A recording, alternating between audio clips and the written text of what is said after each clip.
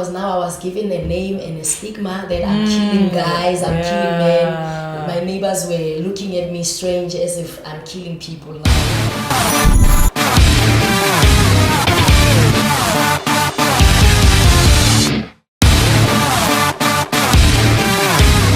Hello everyone, welcome to Real Talk with Bella. I am Bella. Real Talk with Bella is a program where we bring to you trending issues, relationship, education, fashion, religion, just name it. Anything that has to do with a trending topic. And with me today in the studio is one of my friend and sister. We are here to discuss a little bit about her. So join me as we have a chit chat with my friend Tilly. Welcome. I am so happy to be here. Honestly, Thank you for having me. And hello everybody. This is your girl Tilly B. Yeah. And hi, shout out to Freedom for All Nations Outreach. I'm so happy and excited. No, seriously, I'm really happy to have you in the studio Thank with you so much. us. It's such an honor. Seeing you there do your thing as a gospel artist, I'm like, yes, to God be the glory. yeah, it's really good to really have you in the studio. Oh, So yeah. today I want to talk about you. I want to know who is Tilly. So take us back dear. your childhood memory. Okay. So just take us. Well, wow, what can I say about Tilly? Where do I start to say anything about Tilly? Tilly is just a spontaneous young girl from Northwest, from a small family of 4, of which 3 of them have already passed on from this world. I'm the only surviving family member of my family, the last born of my family. Are you serious? So, yeah, and I'm so grateful to God that He chose me to be the one to serve Him, you know. It was not easy, but I can see now it's worth it. It has never been easy. Okay, now let me ask, when you were still small, did you know you were going to go into music? Not at all. I don't want to lie. I was in the world. I was even a tomboy that time because I was scared of guys. So I was always dressing up like a boy, playing football with the boys, loving sports, every kind of sport you can think of. I would go to the stadiums. I would go and run and do all those sorts of things. And I would excel in everything that I was doing because whatever I do with passion, with everything God has given me. So I never even knew that I could sing or I had this big voice that God has borrowed me. You understand? No. And I got born again 2003, which is 22 years now being a saved born again Christian. So I thank God for helping me with all the strength that He gave me. It has never been the easy journey, but I've been there and I've never looked back. I got born again from the crusade that was once held by another pastor called Pastor Rale Kolela at the time. He's a bishop now. Okay. So he came to Igaheng Stadium there in Potchefstroom, where I was staying, where I'm originally from. He hosted a crusade, and then I was an athlete then, you know. I loved sport, so I saw these people setting up the stadium, and I got concerned and wondered, what are these people doing with all the sound and the stage? So my curiosity said, okay, don't go home, and it's already late, around 6:30 or 7 or so in the evening. So I stood there to wait and see what was going on, only to find out it was a crusade, because I was in a Pentecostal church before, a family church. You know, I was always singing in a choir. I never knew that I had a potential of singing alone. You know, I was always in a one voice with the whole team. So up until that crusade, it was a 3-day crusade, 3 days crusade that was held there. I went to the prayer line of deliverance. I repented of all my sins that time. I stopped being a tomboy. And at the time, because I was staying with my uncle and his family, the wife and kids, they did not understand at the time. So when I got home after 10 or so in the night, they would shout, where are you coming from boys and stuff like that. I would try to explain, but they would not understand. Up until the 3-day program, a certain church invited me afterwards immediately. It's a Christian church, and then I went there and I visited for the first week. The second week they called for items, and as bubbly as I am, I'm like, let me go and sing something. And then I went to sing something in front there, one of the gospel songs. I remember it was like, which song was that? Pindukulu memoya oyingcwele Pindukulu menkosi. You can imagine the voice. So I never knew that this voice was there then, but I was just doing it for fun, Yeah. Well, I want to ask, at what point did you change, like switched to music? At what point did that happen for you? Exactly. Honestly, my sister, I can't really tell. Everything just happened spontaneously. You understand? After joining the choir. After that ministry, the pastor there and the wife saw the potential in me, and they kept on saying, "Wow, my sister, you've got an anointing. There's something that, and God wants to use you." So whenever they had trips to go to any ministries, they would always take me with.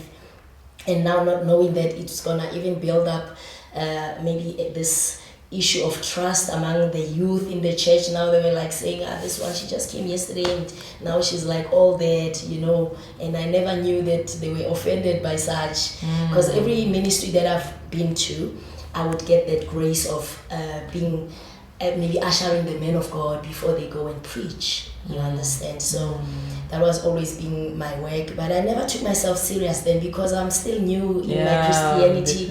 I'm not yet educated that much. So I was just doing it for fun, but they would keep on saying, "Wow, your voice, there's something there, you are anointed." I never even understood. Nobody taught me how to sing.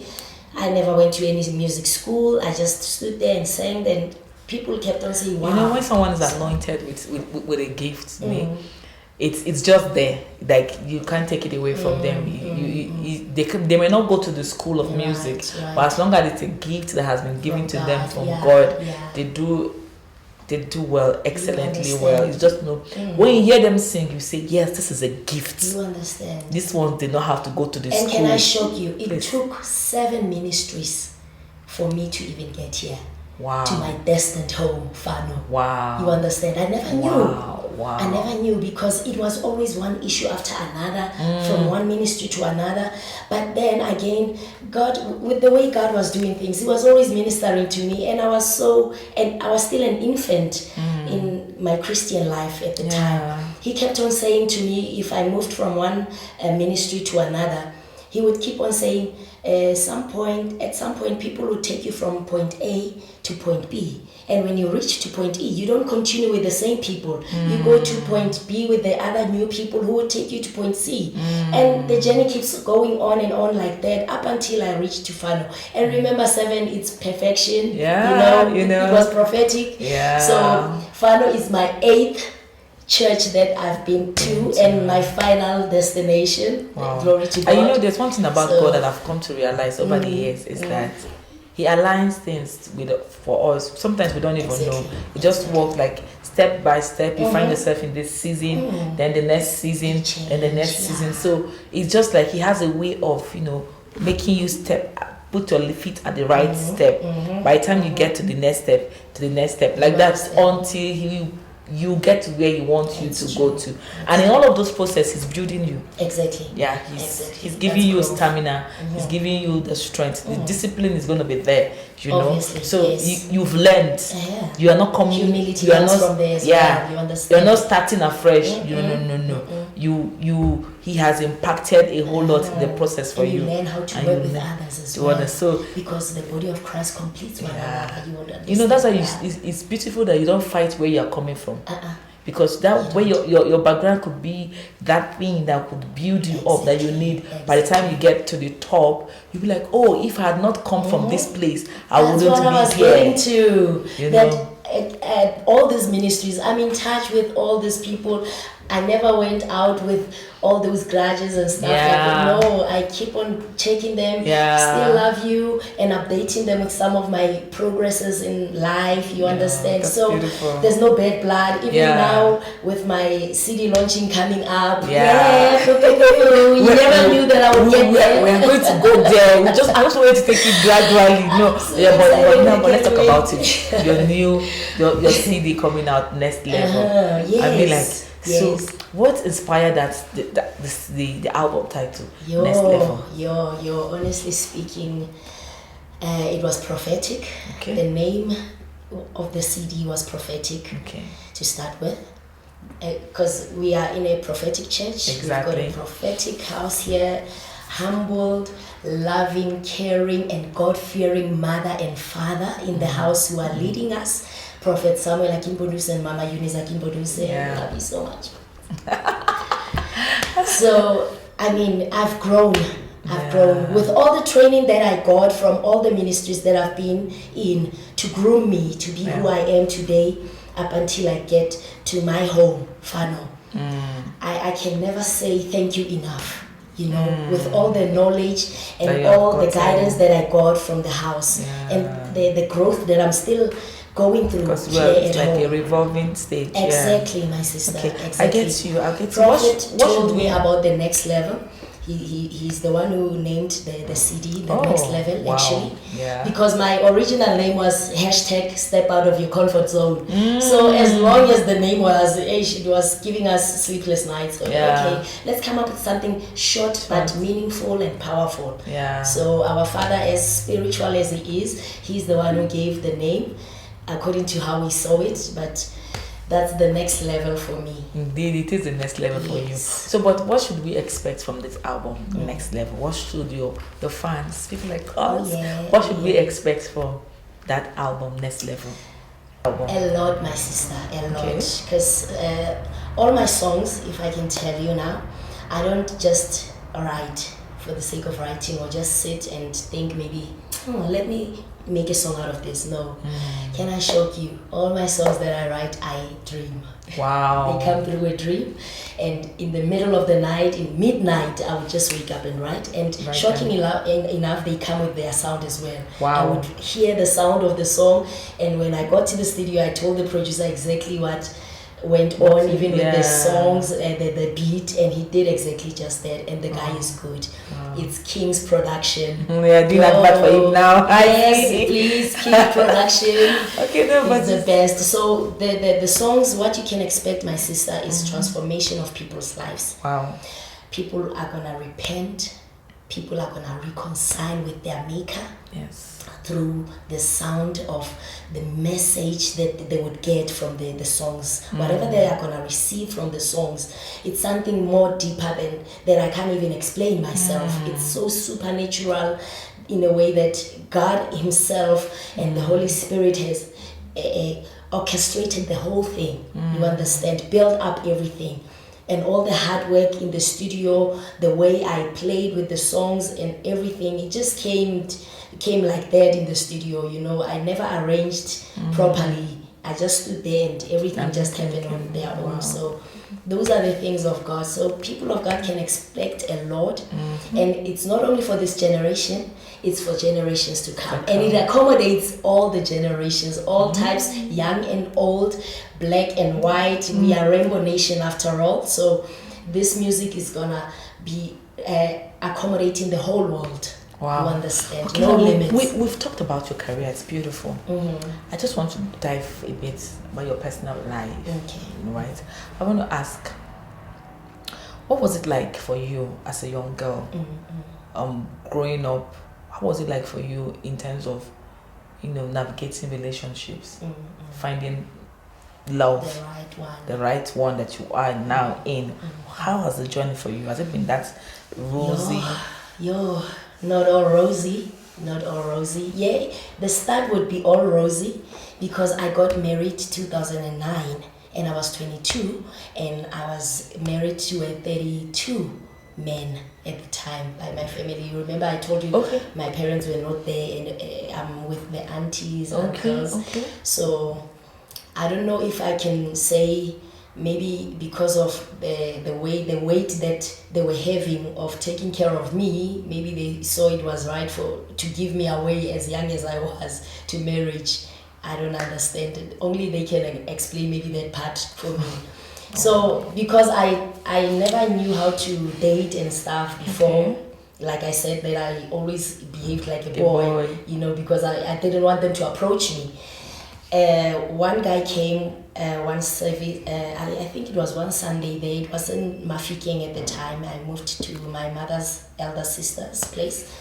So during the service, as I was ministering, serving God, after church, this certain guy went to the pastor and said, Pastor, I saw a wife and I want to marry. Just like that. I am telling you. Oh, okay. After church, I'm shocked. All the mothers came to me. They put me in a circle. I was so scared. Oh my God, what did I do wrong in the ministry? Maybe in the service, maybe I said something during my ministration or something, you know. So the mothers came, Tuli, there's a man who said they want to marry you. My daughter, marriage comes once in a lifetime. You'll never know. This one is a godsend. Those are the mothers from church. I'm like, yo, mothers, I hear you, but I don't know what to say. Can you please go to my aunt? Whatever she says goes, it's fine. Because that's how I used to trust. Yeah. You understand? I never had a mind of my own before to say I agree or not. But whatever my family used to do or say, I would... We're okay with it. I'm okay with it. Because as long as they're happy, I'm happy. The life I used to live before, it was to see everybody, please everybody, you understand? Before myself. When I see you happy, I'm happy. That's all. That's been my life. So they did go to my aunt. They spoke to my aunt and my aunt said, okay, I'll talk to my daughter. And she came, she spoke to me. I said, whatever you see right is right for me. I don't have a problem. If you say no, it's no. If you say yes, it's yes. And they agreed. They said, no, you are old enough now on that level to go to that stage. So you got married to him? Yes, that week. And it was so fast. We met that week. He came to my family house. They said, okay, get to know each other. You can date her, take her out for lunch, dinner, and then you get to know each other, who's who, and we'll take it from there. I think we did that for about 2 weeks. And then the third week... You got married? The family came to pay lobola. Quick like that. And then the fourth week, we did the traditional small wedding. They paid lobola and I was in my traditional wear, beautiful dress. And we went to Home Affairs. He put the ring on it.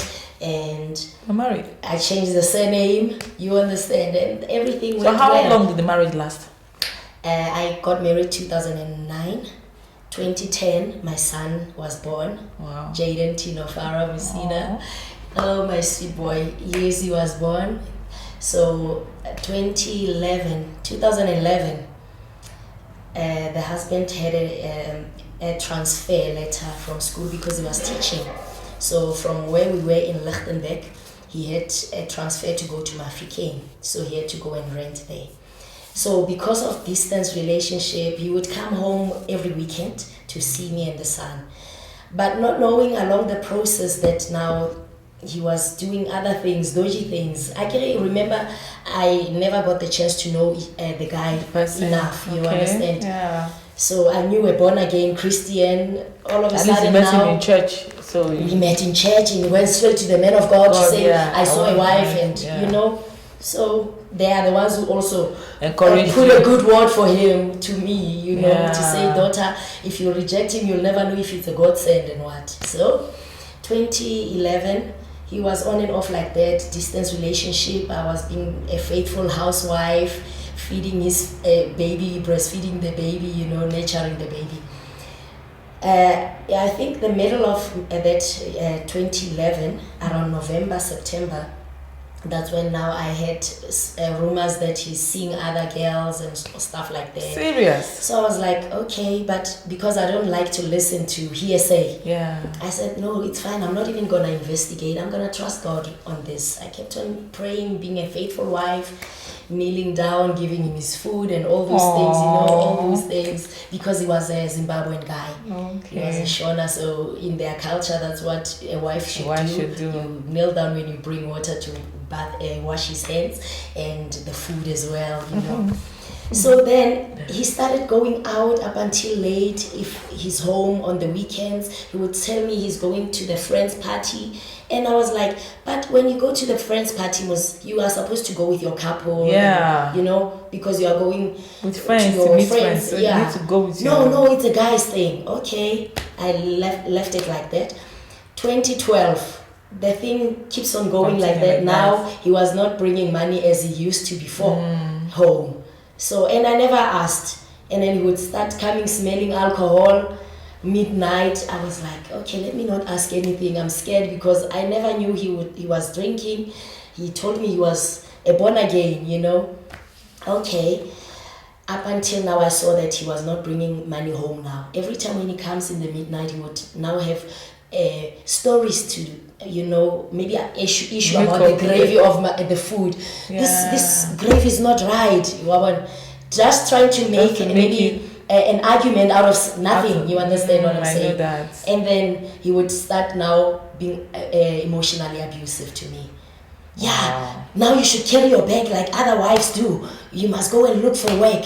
You know, don't eat my money. I go out there to work for my money. I sweat for my money. So you should also go out there and make money for yourself. I was like, okay, what's going on? That's why your family dumped you with me, because they could not take care of you anymore. Are you serious? He was so emotionally abusive. I was quiet, but it would hit hard because the things that he would say again, I would recap and I would see that, but it's true. Why did they marry me as young as I was? Maybe I was a burden. You understand? He made you believe a lie. You understand what I'm saying? Those people who knew me now, they would tell me, okay, this guy sings so in town. This girl would get out of his car, go to her work, and they would push me to go and meet that girl, to confront the girl. And I was not that kind of a person. But because they would say, just for proof, I must go there to hear from the lady's side as well. And finally, okay, I did. And then I met the lady. They would be with me. If she wants to fight, we are there for you. I said, no, I'm not like that. Let's just go and have a civil talk. You understand, as ladies. Yes, I would question the lady. Yeah, it's true. He's my boyfriend. I'm like, okay, did he tell you that he's married? Yeah, he told me that you divorced him. He's just maintaining the child. I'm like, look at the ring. It's still here. You know, it was such a shock. It was like a spear hit my heart, you understand, because I've been so faithful, and this guy came into my life, you know. So, but how did you guys end things? 2013, I started now seeing that things were getting very bad now financially in the house, because this guy now, he was openly drinking now, you know, and I could not report because it was a shame on my side. I knew that this person was born again, so if I go to my family and report that this guy is doing 1, 2, 3, it was going to be a problem. They would say end the marriage, and I know God does not want that, you know, this divorce thing. So there was a certain ministry in Rustenburg that knew me, and then the pastor was from Zimbabwe as well. They kept on inviting me for their crusades to go and sing there. He would give me money willingly. No, go, because I'm giving him that space to do whatever, to fool around, you understand? So that lady, I told her, if you want to continue, it's fine. But I have to hear from the guy if he wants me to be in his life as the wife. You understand? Oh, so you were so lenient. You were really down. Some ladies won't take that. Oh. I was just down. I was, in a way, I was finished. What can I say? I was just saying, if the guy wants to divorce me, it's fine. And if he wants to continue with you, it's fine still. You understand? So that's what happened. The Rustenburg ministry, it was Salt Ministries International. I don't know if I'm allowed to mention it. No, but it's fine. It's okay. The man of God, his name was Apostle Mandoro. We are still in good talking terms with them still. I invited them for the launch. So they sensed there was something. My son was still an infant then, a few months. I always kept on carrying my son on my back, going for lifts, because there were no taxis going to Rustenburg from Lichtenburg. So we had to stand on the side of the road to hike. And it was dangerous at the time. With the baby like that on my back, I'm traveling alone. So I had to do it because I trusted God, and I was going to minister for God, going for work, you know. I was so excited every time. So one day the pastor and the wife called my husband to say, come and see us. We've got a crusade. They wanted us to have that family meeting, maybe the counseling. But the guy came and they asked, why can't you relocate to the side? He gave them the runaround stories. And they could see after he left that there was a problem here. Okay. Then they said, Mama Tino. They used to call me Mama Tino because my son is Tino Farah, meaning we are happy. In Setswana. So they would say, come and relocate this site and we will look for something for you to do. Yeah. And I worked at one a guest house, Kida Lodge. They found a work for me there. I rented at Phuket, and then the husband at the time paid the rent for me because he wanted me to shift really so that he can continue. And the lady had already told me that no, I'm gonna arrest him for breach of promise because he told me and my mom that he's gonna pay lobola for me while he's still married to me. And the sisters, shockingly enough, they knew about this and they never stopped all these things from happening because the guy was always giving them money just to bribe them. You know, every month they are having a bride at the sister's place and they were calling her Morora meaning our bride, you understand. Imagine. While I was still there, so it's fine. I relocated at Rustenburg while still married though.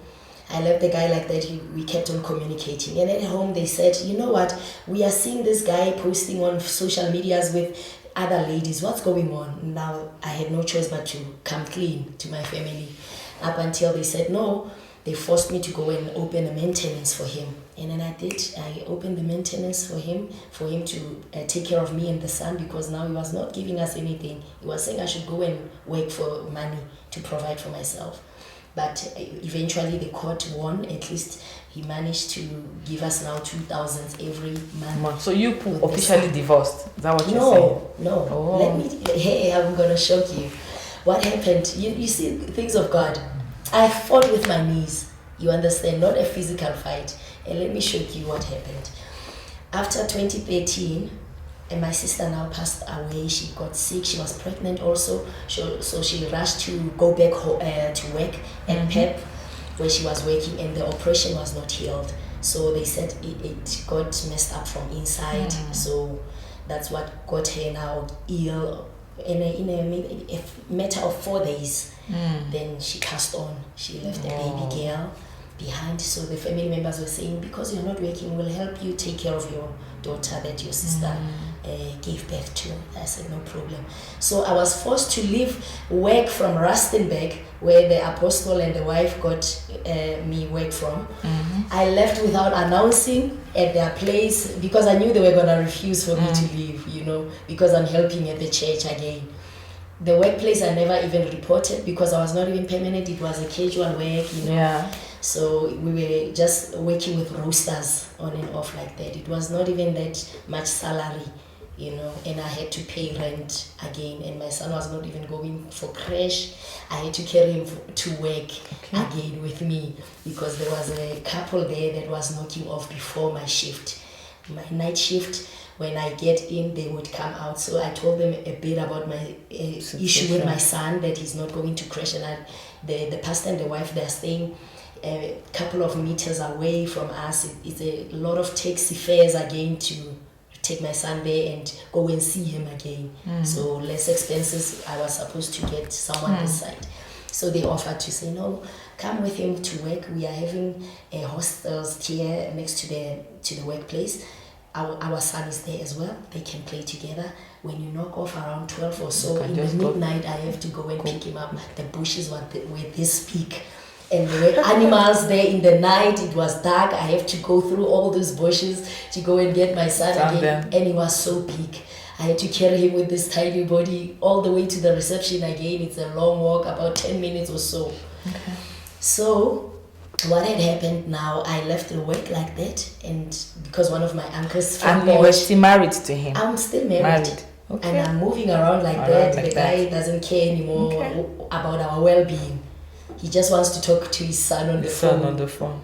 So I went back. And you only had one child with him? Only one child, even now it's still one son. So I went back home because one of my uncle called her, your sister passed away, you have to come back home and take care of your family house. Then that's how I got back home. My family home, where I was at least not paying rent or, straining that much. But now I struggle to get work, so I had to create something for myself to feed my son. I came up with this plan of cleaning people's houses now. Yo. You know, I was going to people's houses, making offers to clean the couches, the carpets, spring cleanings. Then they will see how much they will pay me. I was not even putting an amount on that. As long as we can get food on the table. Whoa. So that's how I used to work to survive with So my how son. did you end things with your husband? I moved back home, and then I called him. Okay, can't you take a transfer to come to Potchefstroom? I'm trying to build something good now to fix my marriage, you know. I don't want to believe that this is happening. Yeah. You know, I can't lose just like that. Let me try and fight. Yeah. So I said, okay, because you are a teacher, and he was so educated, he was teaching from grade 9, 10, 11, economics, business economics, accounting, maths, and maths literacy. Oh, wow. He was just that good. So he said, no, I can't come that side. I'm okay this side and all those things. I kept on going to church. That's when I changed the ministry again, went to another ministry there. And then I lived there with my son. 2014, still the life is still on and off like that. I'm struggling. 2015, around February, I think it was the 17th of February, 2015. Yeah. Let me say the 14th. One of the family members of my husband called. How are you, Mama Tino? We just wanted to inform you that your husband, Baba Tino, is not feeling well. He's even on the oxygen at the hospital. What happened? We don't know. He just collapsed at work, as they said. Okay. The next day, I called them, the pastor's wife, where I was attending, to tell them about the situation. And then they said, no, we will go on behalf of your family as if we are your family, because I had already informed my family, and they wanted nothing to do with the guy because they saw how he was treating me, you know. So they were already angry with him. But we don't want to be involved anymore. Leave that guy, you understand. But because of my son and the love that I've developed again, you know. Okay. So the church decided, no, we are gonna take a few of the mothers here in church to represent you as if they are from your father's side of the family, because they know my mother's side of the family. So, okay, we went there to go and see him at the hospital the next day. It was a big hall, everyone is there, they are critical. It was so scary. My son was 4 years old at that time. We got in, and we could not even see him. He's the one who saw us when we were looking, and then he called us when they said, sister, the patient is calling you. Oh, this is the husband. Yes. He was on the oxygen. He was critical. You could see he was in a lot of pain. He kept on just holding the stomach like that. He was in pain. So I asked what's going on. He could not explain to me. Even the mind, it's like the mind was gone. You understand? Because he kept on saying to the nurses, he wants me to carry him to the toilet. You understand? And then there was a drawer next to him. I should give him a juice or apple, and there was no food there. They've put the drip of food through his nose. That's how bad the situation was. So we never knew what was going on. They just kept on saying he's sick. So after I left the hospital, the next day, the elder sister called to say, Mama Tino, please don't come to the hospital anymore. We will let you know if there are any changes. I'm like, okay, but I'm the wife. Okay, no problem, Tete meaning auntie in their language. A few minutes after that, the brother called, the elder brother of the husband. Mama Tino, how are you? I'm fine. Baba, how are you? Baba Mkuru is big brother. Yeah. I just wanted to inform you that Baba Tino is no more. But I just spoke to the elder sister just now, and she was telling me that I should stop coming until further notice. If there are any changes, they will get back to me. So I'm surprised maybe now. He was dead already, so she didn't want you to know. She didn't want to tell me. She was trying to make it. You understand, just to shield it. Yeah. So I was like, no, thank you, sir, for letting me know. I will wait to hear from you the way forward. Okay, I waited. I think it was Tuesday then. Wednesday, I waited. The brother called. He told me that they were calling all the school staff from where he was working to go and view his body at the hospital, because now they were about to take him back home to Zim, because remember, we don't have our house. We were renting from one place to another, and he can't be buried at my family house. It's my home, you understand. So that was how you lost him. It was a mess. I don't want to lie. The situation was just, it was like I'm in another world, because I felt like I was alone, because I wanted to discuss such things with my family, and with the anger that they were having already, you know, they did not care about the situation at the time. So Thursday, they went quiet on me. I'm alone with my son. Friday, the brother called again. Mama Tino, I just wanted to inform you that we are now taking the body to Joburg, to a certain mortuary, so that we can prepare him to cross the border. I'm like surprised, sorry, these people are not saying they're coming to fetch me and the son. And I'm waiting on them, because I don't have transport, I don't even have money to go to them. You understand? Oh, yeah. The marriage certificate is there. It's still there. It's not like you're divorced. You understand what I'm saying? But they were supposed to like take you along the whole process. Exactly my point. So, but the brother was concerned for it. I thought my sisters were communicating. What is going on? I said, I'm surprised also. I'm waiting on you to come and get me. Because my husband at the time, he had 3 cars that he was having, and not even one I was having this side. Imagine, I get with him in the I think the family were trying to like, you know, keep all the properties, and that's exactly what happened at the end, because after they took the body Friday to the Joburg mortuary, Saturday they said they were traveling. Shocking enough, when they got to the border, it's like someone was paid from the border for the deceased to pass, because the papers are saying married. So now when they got to the border, they had to change. Someone had to handwrite the death certificate of my husband to say on the marital certificate, single. So that's how they managed to cross the border. Are you serious? That's exactly what happened. So you didn't see the funeral? Nobody came to fetch me to say let's go together. Morora, nothing. Meaning our bride. They never took me with them, with my son, their grandson. You understand what I'm saying? They crossed the border with the body of my husband without my knowledge. But people are wicked. Why would they do that? The handwritten certificate is there. I don't know who did that fraud, and they put the Home Affairs stamp there to confirm the certificate, so that they can be cleared. Invariably, you didn't even see your husband's body again till he was buried. I only saw him once there at the hospital when he was still alive and kicking, and that's it. My son never went to the funeral. I never went to the funeral across the border there at home, and we were there before, maybe twice. We went there with the baby to go and see the granny and the whole family. I even went to their big church, AFM, that side. They loved me, you understand?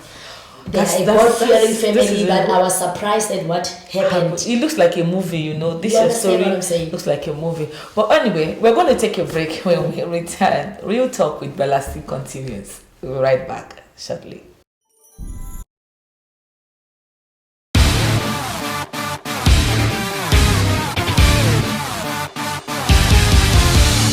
Welcome back. It's Real Talk with Bella, and it has been a very interesting conversation with my sister Tuli. I mean, hearing your story, honestly, is touching, you know. And so sometimes when we hear such stories, we think it's just in the movies, but they really, really do happen. Oh, wow. So after that, what happened? Okay, after that, a week after that, they buried him on Sunday. And then the week later, I said, let me go back again to the sisters, since, well, I know where they stay. Yeah. And then I went with those people again from church who are posing as my family to go and find out what happened. And then they were just all sour on us now. They just didn't want to give us any information. So now we ended up saying, can we have the death certificate so that I can have it, and for my son's sake, so I can see if maybe the Department of Education has something to give to my son or something. They gave us that fake certificate, and then we managed to take that one car that was remaining. We asked about the other cars. They said the deceased sold them before he died. I don't know how, but we got the story later on from the friends of my husband. So after that, we managed to obtain to grab that one car that was remaining, and the TV that I bought under my name. All the property that my husband was having, they kept them. They shared maybe the money, I don't know, because he was having 3 shops of fast food.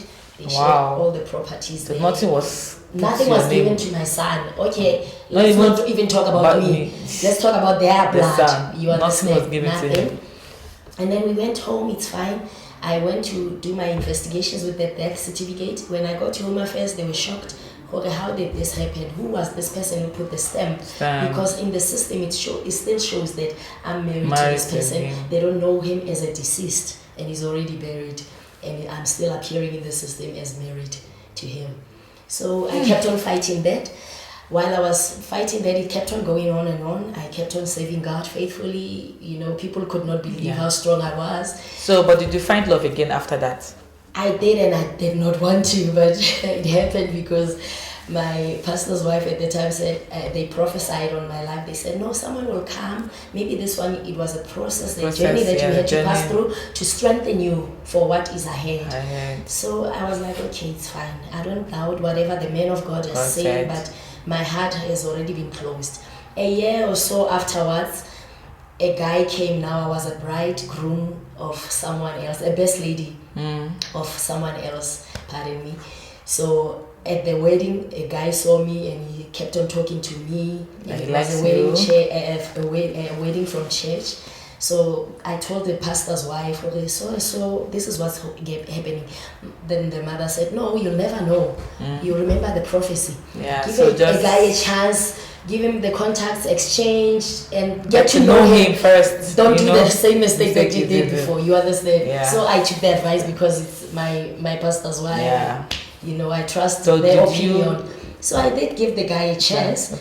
And then a few months or so after, I don't even remember because it was so long time ago, we kept on the relationship. He loved my son so much, and he had 2 sons as well.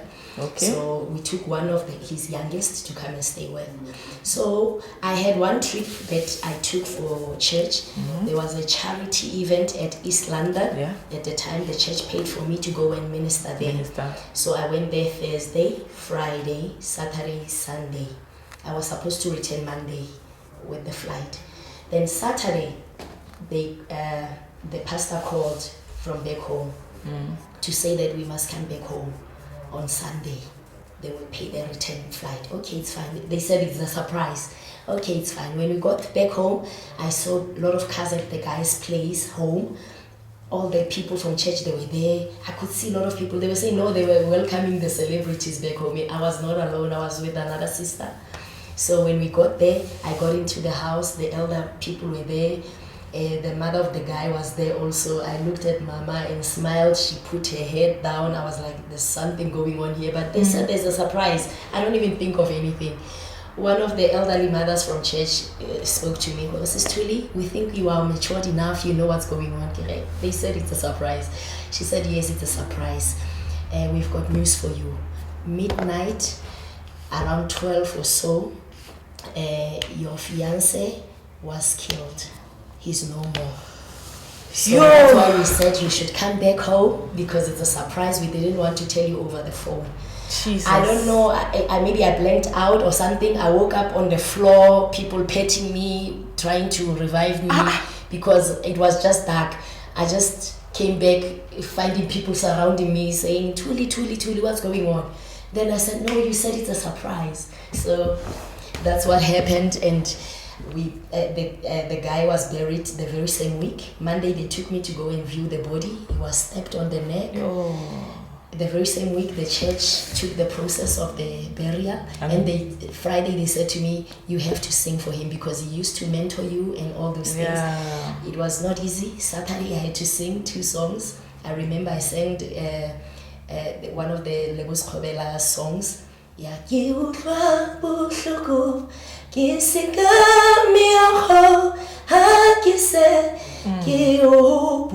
And Waymaker, those were the songs that I know that he loved. So I sang to those songs. The hall was full. They said people were crying. I was even trending on the local town group, a social group of Potchefstroom at the time. So after that, my sister, I said, no more. I closed my heart to love. Enough is enough. Because now I was given a name and a stigma that I'm killing guys, I'm killing men. My neighbors were looking at me strange as if I'm killing people now. You understand? Yeah. So they kept on even telling people who were guys who were coming to me, maybe bringing a message or something. Oh, hey, don't go to that house. You want to die. You understand? You can imagine. I stayed with that stigma and I raised my son like that, alone with my son in my family house. We kept on life like that. For 7 years I was single, but serving God tirelessly. I dedicated myself to God. I said enough is enough. No more relationships, nothing. Up until one certain loving, God-fearing family came, the Hannah Home family.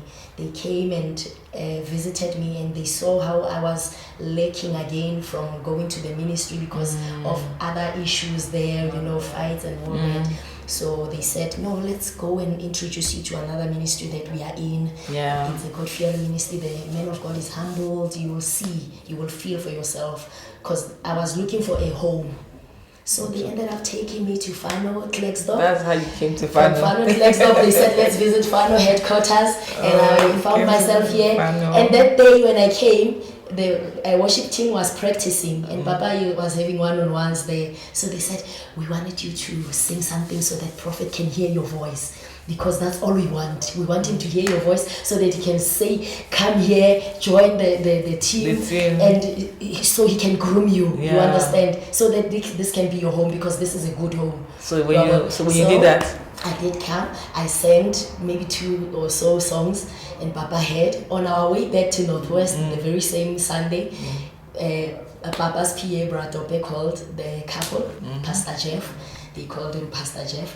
They said, man of God, Papa said that lady that you are with, she should be here every single service and all her heart desires will be met through her service. She does not need to be laid hands on or prayed for. She just needs to serve and all will be taken care of. So that's how I ended up in Fano. Papa took me from them. Can I take your daughter from you? Wow. Can she relocate this side for God's work? Because that's what I see.